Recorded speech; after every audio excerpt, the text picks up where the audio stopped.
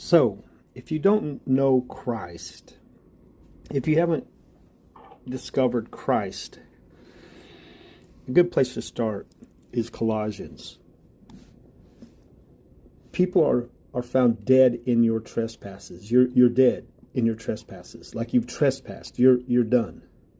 You've crossed the line. You've departed.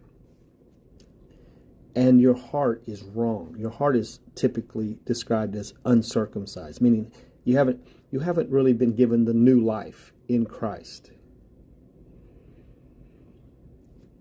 You put off the body of the flesh by circumcision of Christ, having been buried with him in baptism, in which you were also raised with him through faith in the powerful working of God.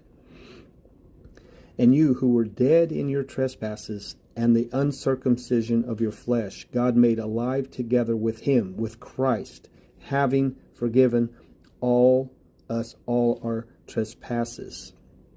So the cross allows us to have cleansing, redemption, forgiveness of sins by believing that he is the Son whom God loved and sent his Son into the world, who was murdered on a bloody cross.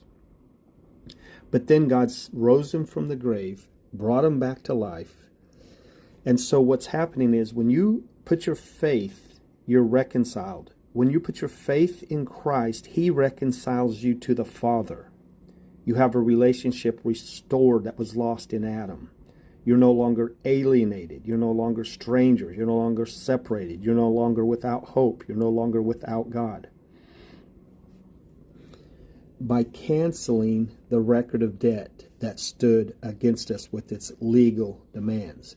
Now, it doesn't say anything about God murdering an innocent victim so he can balance the scales of justice, because he would look bad if he just forgave people, teaching that Jesus went instead of us to the cross. But actually the Bible teaches us that God cancels the record of debt.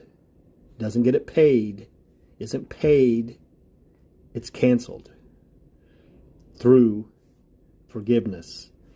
He nails it, the record of debt, it to the cross. He cancels the record of debt. The record of debt is it. He cancels it, the record of debt, to the cross. Now what happens? He disarmed the rulers and authorities and put them to open shame by triumphing over them. Nothing about appeasing God. Nothing about God needing atonement or God needing to change.